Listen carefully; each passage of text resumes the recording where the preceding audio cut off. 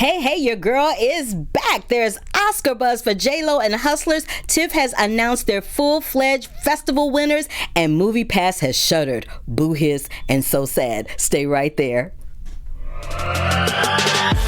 You're tuned into Black Hollywood Live, the world's first digital broadcast network devoted entirely to urban entertainment and pop culture. Tune in right now. Hey, everybody. It's your girl, Carla Renata. I am back with the Curvy Critic here at Black Hollywood Live. It is episode 77. This is Sunday, September 15th, one day before my fantabulous birthday. So you can wish me happy birthday in the chat room if you like. Thank you. But y'all, I'm happy to be back live. I had so much fun at TIFF. I think I actually pulled a muscle in my foot. It is so swollen and it hurts so bad from over 20 miles of walking back and forth from hotels to theaters to parties to receptions. You name it, I was there. But I have all of that for you and then some. I'm so excited to discuss it all with you. I did want to give a big shout out to Norman Lear before we get started. A big shout out to Norman Lear because Norman Lear, as of last night's Creative Arts Emmys, has become the oldest person to receive an Emmy Award for his live series. They did a live version of The Jeffersons and All in the Family earlier this year, and he won an Emmy for that. RuPaul won his 4th consecutive Emmy. James Corden won for his Carpool Karaoke, and the list goes on and on. You can find all those winners online, but I love Norman Lear. I grew up on his television sitcoms, and so I just had to give him a big shout out for his programming and winning that Emmy last night. I also wanted to talk about, well, I'll talk about this a little bit later, but there is so much Oscar buzz going on for Jennifer Lopez for Hustlers. I have some definitive thoughts about that. I'll let you know about that when we get into the conversation about the Hustlers movie. And I did want to get into talking about the Toronto International Film Festival. So as you guys know, I went there a couple of weeks ago. I left on September 3rd to go there, and I came back on September 11th, which I was like, I did not realize I was flying on September 11th until I looked and saw that it literally was September 11th. But I made it. I'm good. And I have to give a big shout out to all the people, the firefighters, the first responders, and everyone that helped clean up behind that tragedy. We are in their debt forever. So I wanted to acknowledge that as well because I was not here last week to do that in real time. Now, at TIFF, there was a big controversy because usually the critics and the influencers and the enthusiasts have a whole bunch of P&I screenings that they can go to. And P&I basically means press and industry. So that means there's literally nothing there but people in the industry and media that are watching those screenings. And they usually do them in tandem with the galas and the premieres of the big title films or anything that's having a world premiere at the festival. This year they did not. And there was a big controversy about it because a lot of the theaters that were in Toronto refused to show titles coming from Netflix, Hulu, and Amazon. And they had a lot. They had a whole lot of titles. And then Warner Brothers had probably like three-quarters of the films that were at TIFF. It was a really interesting type of situation for them, but they had a lot of titles there, and it's unusual that one studio has that many titles, but Warner Brothers did. I was fortunate enough to see pretty much all of them, but a lot of people were not, and that was because there was that whole snafu going on with the P&I screenings. There not being as many of them this year, so a lot of people weren't able to get in on the really big screenings. But you know, one of the things I love about going to the Toronto Film Festival is that I get to see titles and films that I wouldn't normally see under any other circumstances in Los Angeles. I may not get invited to the junkets or the press conferences for those movies, so I love to see those, and I'll talk about those in a little bit too. I also wanted to say and give a big shout out to Hustlers because they did get $32 million and it's growing. And again, that Oscar buzz for J-Lo. And I did a luncheon. So a lot of times at the film festivals, they have luncheons and press conferences and brunches and receptions, and it's just so much stuff to go to, which is why I flew in a couple of days early. The festival runs from the 5th through the 15th of September, and I flew in a couple of days early just to get organized and get my mind right, as there was a lot of material and a lot of information to cover, and I just wanted to make sure that I had time to cover everything. But Focus Features had a special brunch/lunch for some journalists of color, and with the cast of Harriet, a new film that they have coming out in November, which is featured around Harriet Tubman. And at that lunch was Cynthia Erivo, Leslie Odom Jr., Omar Dorsey, the director Kasi Lemmons was there, and Zach, who plays Cynthia/Harriet's husband in the film, he was there. Jennifer Nettles was there. Y'all may know Jennifer Nettles. She is an Grammy award-winning country recording artist, and she plays Eliza Brodus in Harriet. So what they did was they had like a little round table situation. There were about 5 to 7 different tables set up, maybe with I want to say 5 to 6 journalists each at each table, and they brought 2 artists from the film at each table and then rotated them around the room. It was very informal. It was lovely. You got to talk to the artists in the film and the director in the film in a way that you wouldn't be able to speak with them in a press conference or in a junket or even in a one-on-one interview situation, because all of those situations are very limited. But this was like a good hour long, so you were able to have a nice, good, meaty, in-depth discussion with all of them. And that was a highlight for me, because the film is getting so much attention, good and bad, that I really wanted to just sit down and have a really informal conversation about that. And I'll get to that in a minute when we begin talking about Harriet a little later on, when I introduce that interview that I did with Cynthia Erivo and Leslie Odom Jr., which is pure comedy, by the way.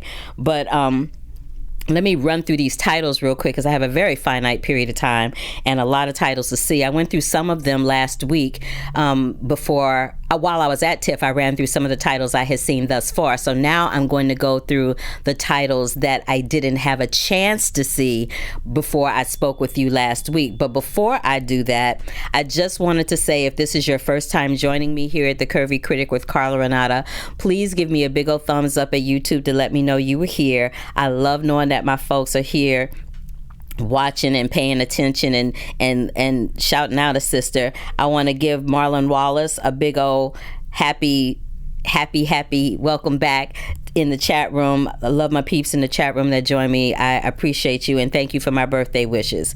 Having said that, let's move on to Joker. Now, this is what I have to say about Joker. First of all, it is a Warner Brothers titled film. It is due for major release on October 4th. So before I continue, a lot of these films that I'm talking about, they are due for major release, and you will have an opportunity to see them. I'm just giving you a sneak peek of what I saw and what my opinion is as I watched it at the film festival. I went to the world premiere of Joker at the Toronto International Film Festival. That film is directed by Todd Phillips, and it stars Francis Conroy, Robert De Niro, Zazie Beetz, and Joaquin Phoenix. I talk about Joaquin Phoenix here at Black Hollywood Live all the time. I don't care what movie he's in. I love Joaquin Phoenix. He can do no wrong to me. I think he is one of the most brilliant, underrated actors in Hollywood. I really, really do. And I'm still salty about the fact that he didn't win an Oscar for Walk the Line playing Johnny Cash. There, I said it. But having said that, this film is very disturbing. And not in a good way. It's a very disturbing film for a variety of reasons. It is kind of like, I likened it to a prequel of the Joker, which tells you what he is and how he became the way he is, that we know him to be in the Batman franchise now. It's like everything that led up to that moment of how we know the Joker now is what the Joker film is about. It's dealing with mental illness. There's some gun situations going on in there, or access to guns and how easily accessible guns are in this society. It's gonna make me never look at a clown the same way again. Like, I was that person that actually kind of loved clowns, but now between it and Joker, I'm feeling some kind of way about a clown. I don't know if I will ever look at a clown ever again. And I cannot tell you, well, I can tell you that when Todd Phillips came out to introduce Joker at the festival, he was like, he came out with so much energy that he got, you know, the crowd hyped, got me hyped. And he was like, look, I'm going to straight up tell you, this film is bonkers. And I would be interested to know how you feel about it when you see it. Personally, I loved it. I loved it. Not everybody did. It's not everybody's cup of tea. And when we get closer to October, I will tell you why and give you a full review at that time. But I just want to give you a little taste, a little tidbit of it so that you know what I saw, how I felt about it, and when it's going to come up next for you to check it out. I also had an opportunity to see a film called Bad Education and watch Hugh Jackman tap dance all over this scandal that happened back in the day. So back in, I want to say the early 90s, I guess is when it was, I think 1993, I want to say, there was an embezzlement of school funds that happened in Long Island in a town called Roslyn that is by far and large the biggest high school embezzlement situation in United States history.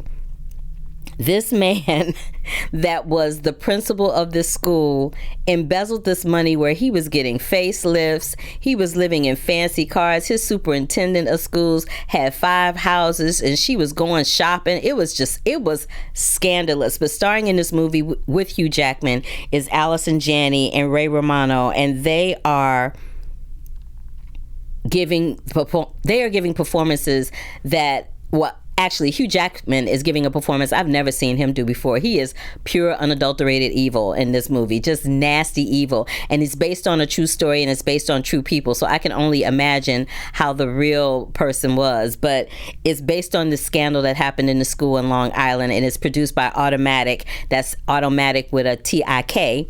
And it is directed by Corey Finley. And I think Corey Finley did a really good job. And I really like this movie. I'm hoping that because it's an indie film, so to speak, I hope that it gets some legs and we really get to hear more about it and Hugh Jackman in the award season. Because Hugh Jackman did another film earlier this year, The Front Runner, and he got no love for that. I couldn't understand why. I think because most of the time with actors and actresses in Hollywood, people get so used to seeing them in a certain light or pigeonhole them into a certain lane.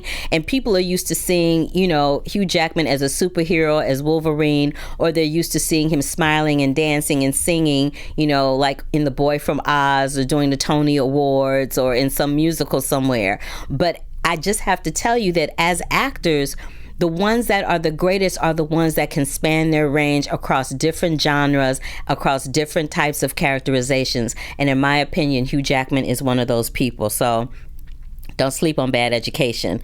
The Laundromat is another film that I saw.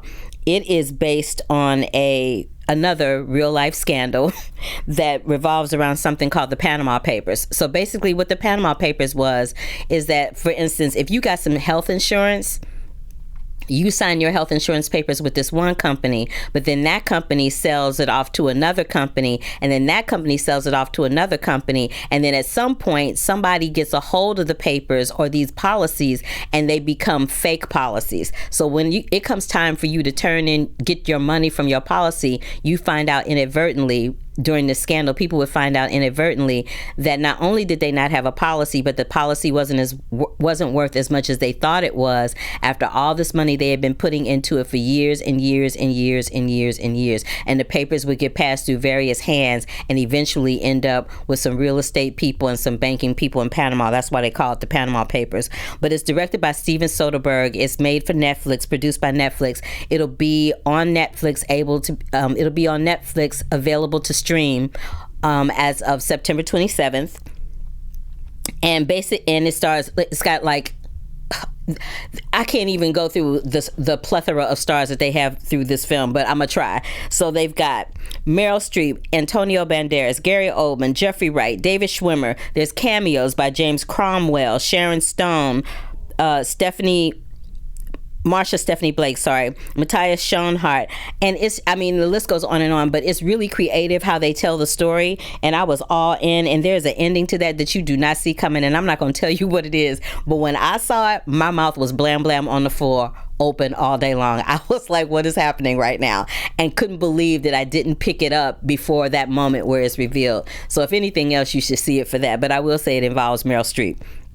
So the film is basically about this widow who investigates an insurance fraud when her husband dies in a boating accident, and she ends up chasing it around this insurance company, and it leads to Panama City, where these low-life partners are exploiting the world's financial system.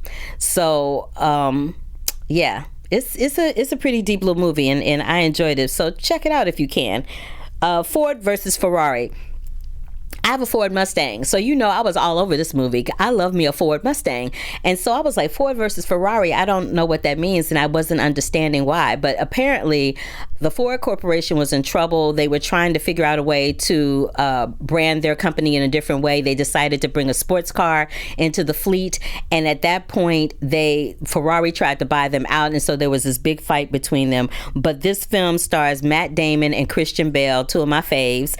It's produced by 20th Century Fox. It will hit theaters on November 5th. It's directed by James Mangold, and it's specifically in this Ford Ferrari story specifically deals with Carroll Shelby and this driver named Ken Miles, and how they navigate that whole corporate interference. Because whenever you're dealing with a corporation and you're dealing with creative people who are designing and trying to create a car, there's always going to be drama and heads butting, especially with where male egos are involved. And they end up building this revolutionary racing car, the Ford Mustang, for Ford, and Ferrari challenges it, and they end up going toe-to-toe against each other at the 24-hour Le Mans race, and it centers specifically around the year 1966 when this all goes down. There were moments of this film that kind of lagged for me, but the racing sequences were the best ever. I love a good racing film, and I love the Ford Mustang, as I said like 5,000 times. But I really love Christian Bale and Matt Damon. Again, two actors that always get recognized for their work, but not enough as far as I'm concerned. And the two of them together is pure, unadulterated cinema gold. The two of them together in this movie make this movie work. Had it been anybody else, I'm not so sure if it would have seen the light, so to speak. But that is that. I also saw a film called Les Miserables. No, it was not the musical, which my dumb behind thought it was. That's why I went to see it, because I thought, they doing another Les Mis movie. Let me see what that's like. No. So it's not. So it's produced by Amazon Studios. It's directed by Lady Lee. I'm going to say Lee, but it's spelled L-Y. So I'm hoping I pronounce his or her name right. But it basically deals with these two class of people in the town where Victor Hugo wrote Les Mis. And it takes place in 1993. It's a deep little film because it's dealing with class. It's dealing with police brutality, the same type of police brutality we deal with here in the United States with people of color, but we're seeing it from the vantage point of people of color over in France and what that looks like. It's a really deep film, and you will walk out of there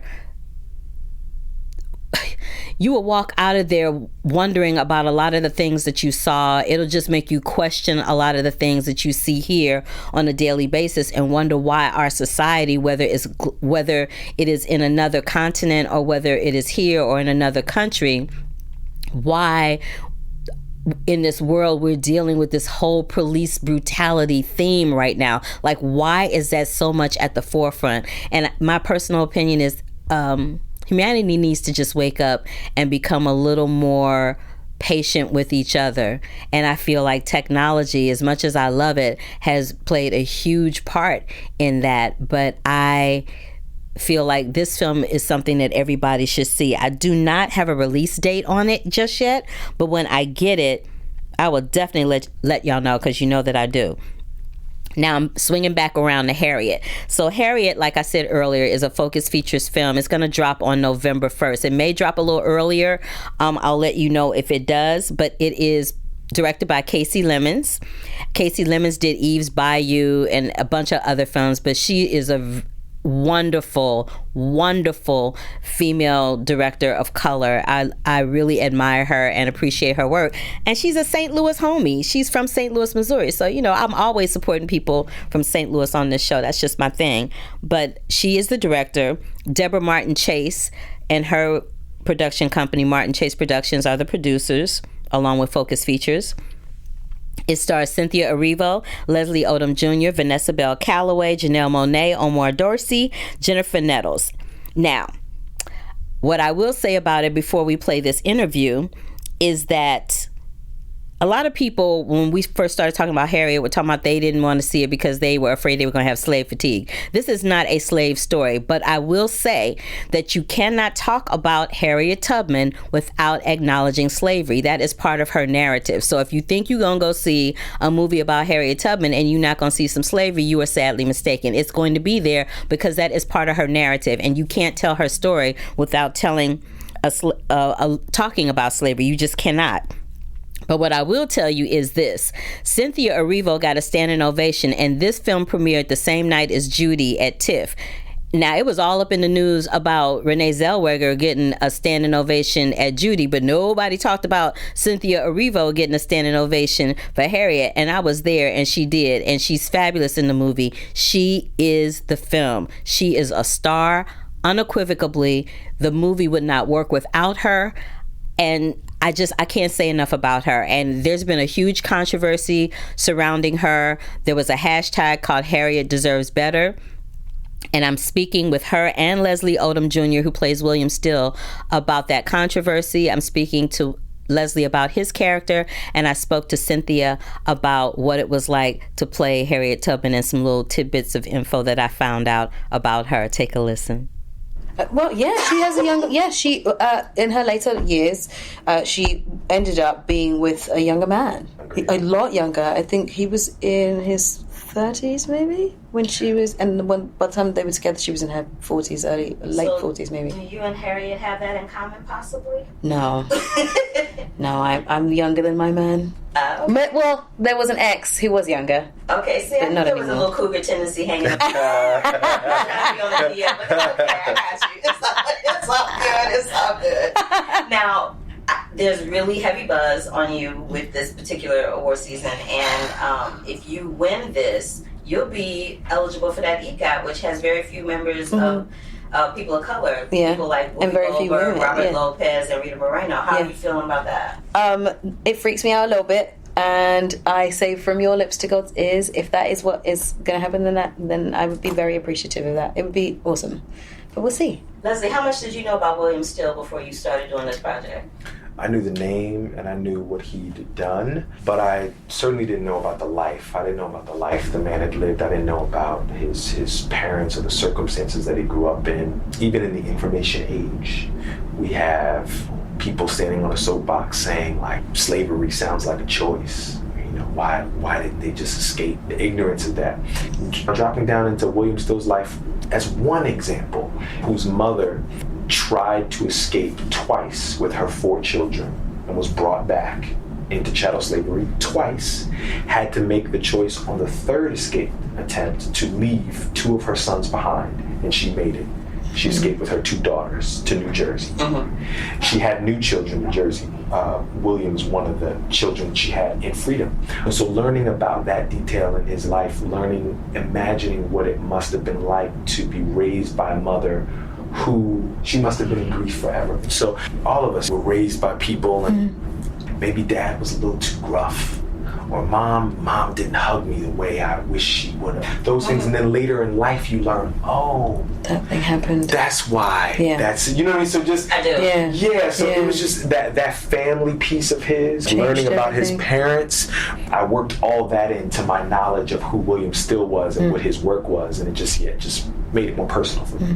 So I read this article in Deadline about this so-called controversy where people have been saying Harriet deserves better. And I love that David Oyelowo said this. Did you see this article? I did, yeah. So I love that he said that, no such criticism has been made or leveled against Meryl Streep when she played Margaret Thatcher, or Christian Bale when he played Dick Cheney, or Daniel Day-Lewis when he played Abraham Lincoln. And at the end of the day, what is your job as an actor? Right. Your job is to inhabit a character and either convince the people watching you that this person is truth, that the character has truth or not. And I just want to know what you guys feel about that, because I actually agree with David Oyelowo. Yeah. At the end of the day, it's about the best actor for the job, not the best Nigerian, not the best whatever, but the best person to inhabit the character, to bring the character to life. And I saw the film, and I think both of you did fantabulous jobs. I'm just going to say that. Y'all did fantabulous jobs. Thank you. And I applaud both of you for the work that you did, but I really just wanted to know what you had to say about that. Yeah, I mean, it's been a little tough. I would ask that people give me the chance first and see it, then give the opinion, because I think that unless you know what I can give you, unless you know what I'm bringing to it, then we don't know. And I know that I wouldn't have given anything less than everything I had, and that's what I put into it. There's a level of trust that we have to give people before we judge them. I've tried to put everything I can into this woman, and I know how important she is because she's just as important to me. And I would never have done the role if I didn't think I could, and I would never have done it if I didn't respect her or love her. Yeah. You have an opinion about that? Yeah, I mean, I think we have two movies in development, two major studio movies in development right now about Leonard Bernstein. We have another movie that's getting great buzz and reception here at this festival, in which Adolf Hitler is a central character, another one. And so I think that a lot of times, understandably, we've been done wrong. I'm talking about Black people, we've been done wrong. So understandably, we can come out of things like out of a spirit of lack.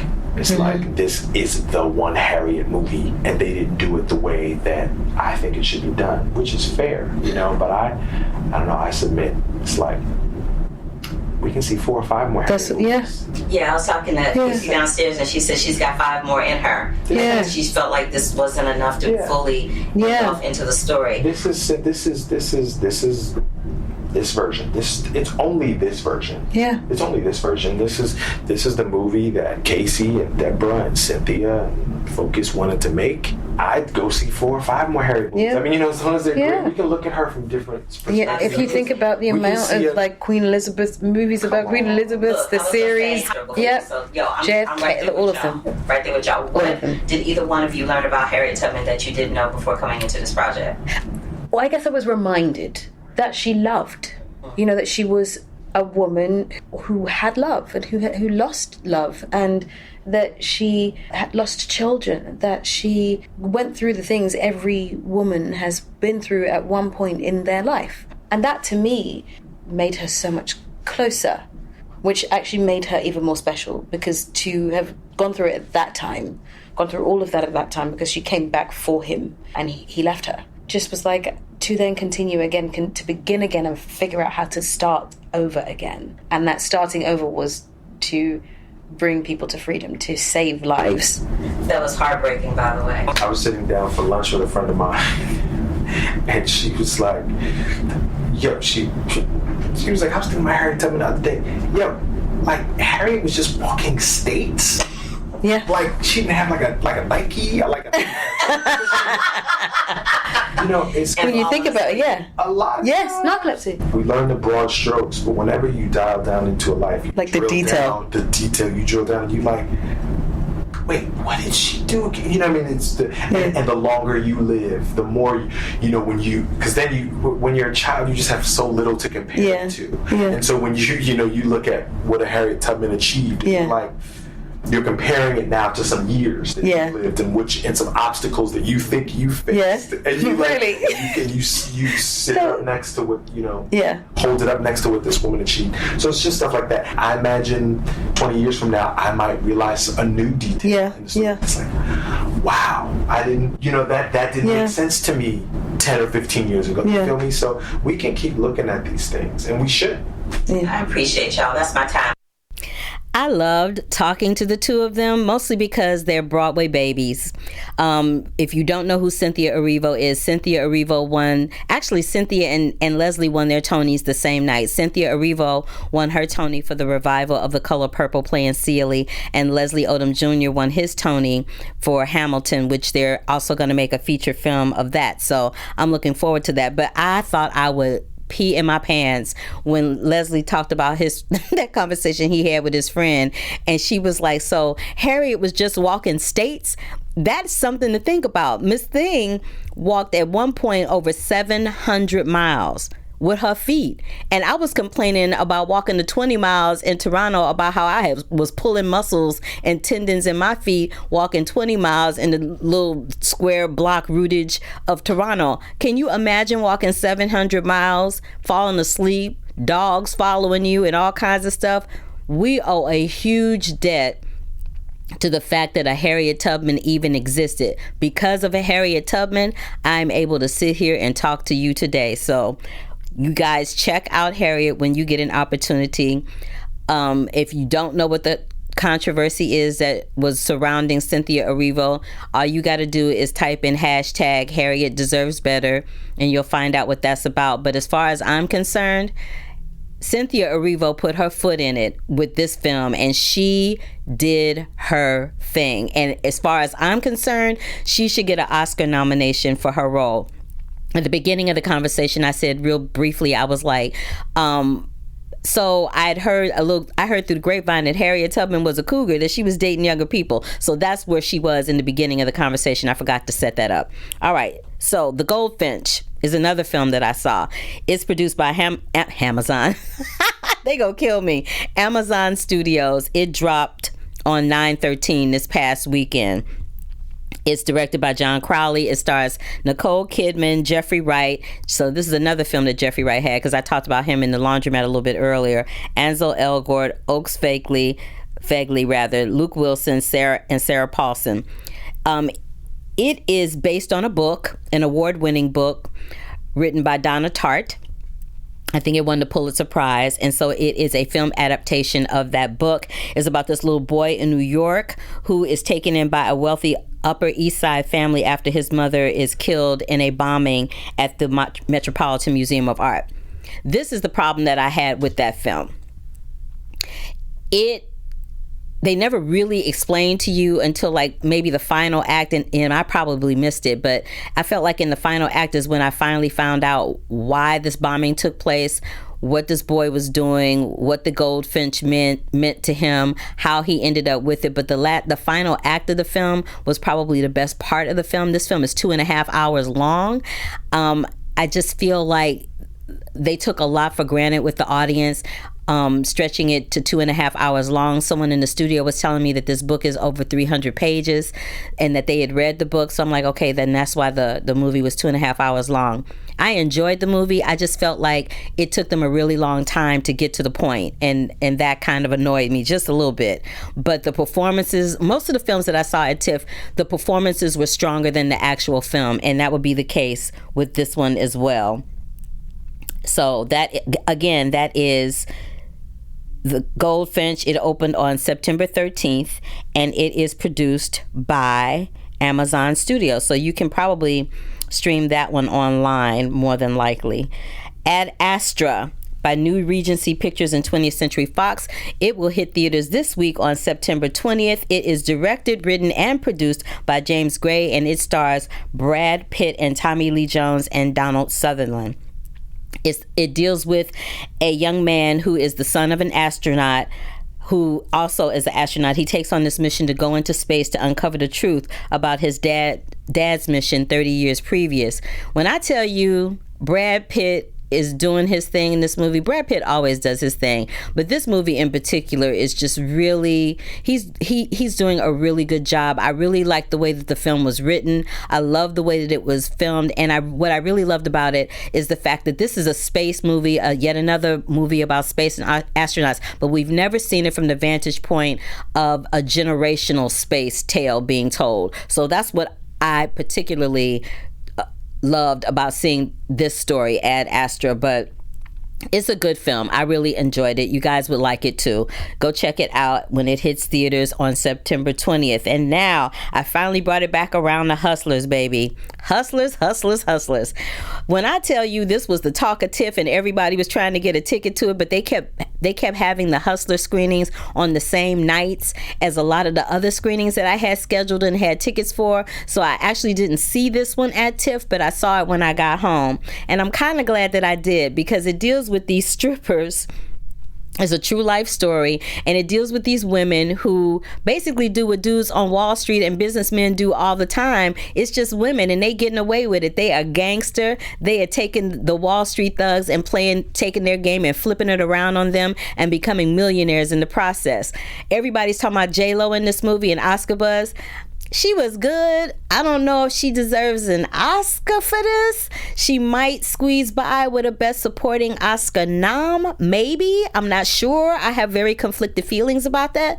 But baby, when I tell you in the first 15 minutes of that film, when she does that pole dancing routine, breaking down all the different moves, I'm like, she made me want to run to the gym. She made me want to run out of the theater, snatch all my clothes off, and get with it like right then and there. That's how that made me feel. But I applaud the fact that this is a really strong all-female cast, directed by a woman, Lorene Scafaria, is produced by women, is starring women. I love the fact that this is a female-driven film that's getting all this love and support from critics worldwide, and that J-Lo is getting the first not positive, but the first buzzworthy reviews of her career since Selena, and I absolutely adored her in Selena, so there's that. But Hustlers opened on September 13th. It's in theaters right now, you guys. It's produced by STX Entertainment. Please, please, please check it out. I mean, when I say men do it all the time, those guys at Goldman Sachs and Chase and Wells Fargo, they did the same thing, but didn't nobody say nothing. And when a woman does it, people don't expect it. So I was all down for that. Cardi B and Lizzo are part of the cast. They're literally in the film for all of 5 minutes. So if you're going to see the film for them, just know that they in it for all of 5 minutes. But you gonna get your giggles on when you go see it. I suggest taking a whole bunch of crew with you to check it out. All right, I think that probably does it for all of the films that I saw at TIFF and here this week. So I will get into the film news right now.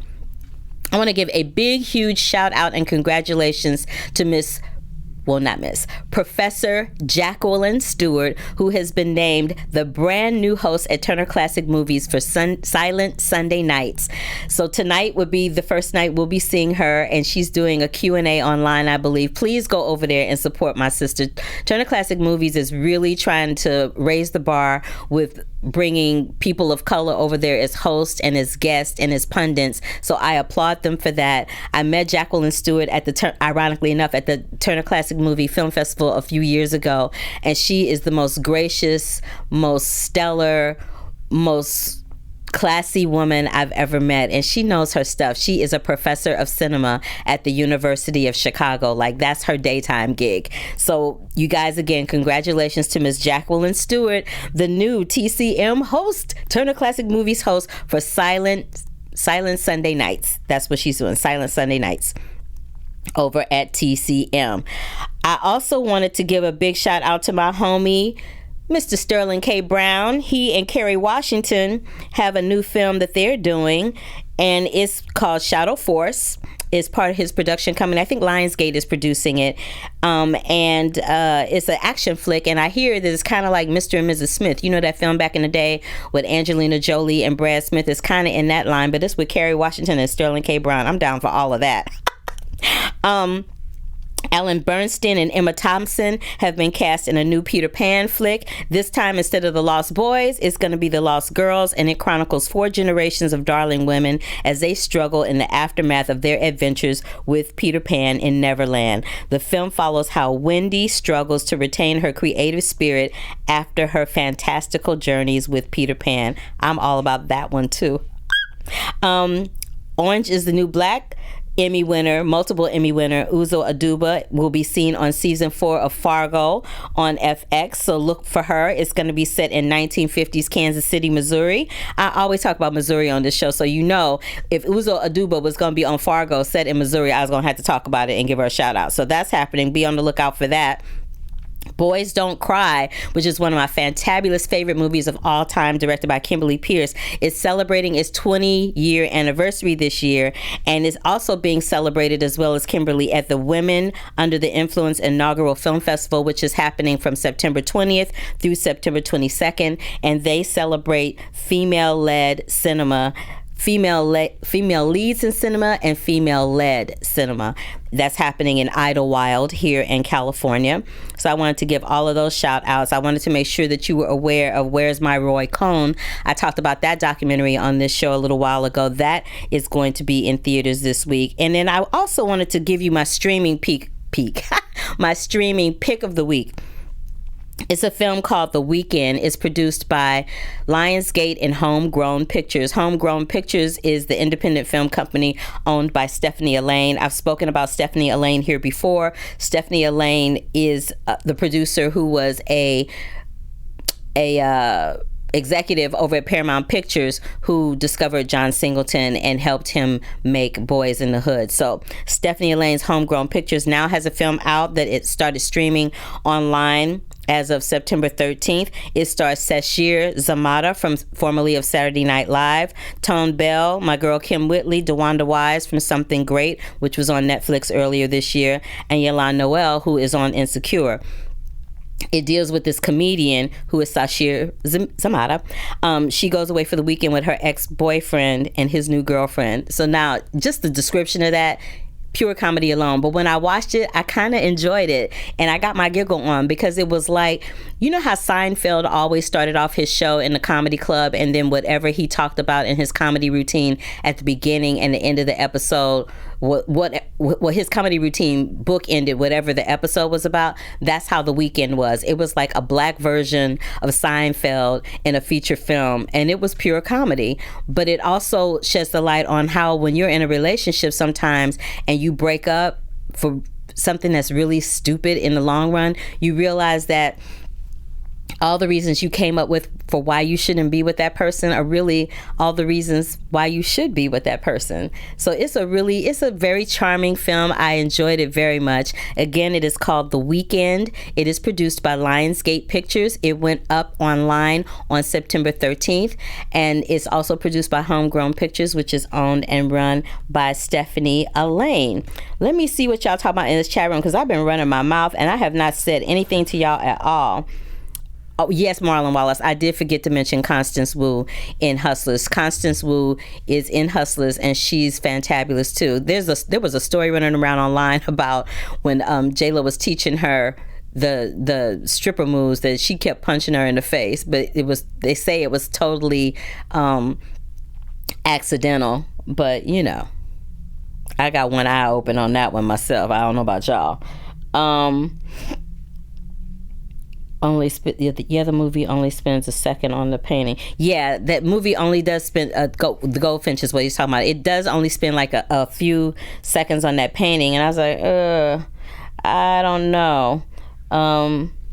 Katya said, "Thank you, Carla, about J-Lo." I'm not sure what that means, Katya. Tell me what it means. But anyway, I'm glad that I was able to go. I was so afraid I wasn't going to be able to get all of it in, because it was a lot of content. And, you know, usually I only hit about 2 or 3 films, and I usually have somebody here talking with me. But I was really happy that I got through all of it for you guys. So coming up next week, I'm going to talk about Judy. So I'm finally going to get a chance to see Judy. I'll be at the premiere for that. And I'm going to talk about Downton Abbey. Downton Abbey, I loved that show when it was on PBS, and I got to see a sneak peek of the movie ahead of time. That's why I didn't talk about it this week. But you guys are going to love that movie, and we'll talk about Judy. I'll do a live show from another location, because I will be celebrating my dad. My birthday is tomorrow, as I said earlier, and I share my birthday with my father. My father and I were born on the same day at the same time, 1 minute after midnight. So my family is throwing a 80th birthday party for my father, and I'm going to fly to St. Louis to celebrate. My whole family is flying into St. Louis to celebrate that with him. So I'll be streaming from the birthday party. That's going to be fun. But or either pre-tape it. You'll find out when you see it. It'll either be pre-taped or I'll be streaming from the birthday party. We'll see which one goes down. But I did want to let you guys know what I'll be talking about next week. Thank you again, and as always, for joining me here at the Curvy Critic with Carla Renata on Black Hollywood Live. This is episode 77. You can find me across all social media platforms at the Curvy Critic. And when I say all, I mean all. I mean Twitter, Instagram, Facebook, Pinterest, you name it. It is the Curvy Critic everywhere. I'm always here at 5 o'clock every Sunday. You can catch me right after this at the General Hospital after show, which we call the GH Report. And today I'll be there with the founder of that show, James L. Lott Jr. He'll be there along with Frank Moran. We'll be hosting that together.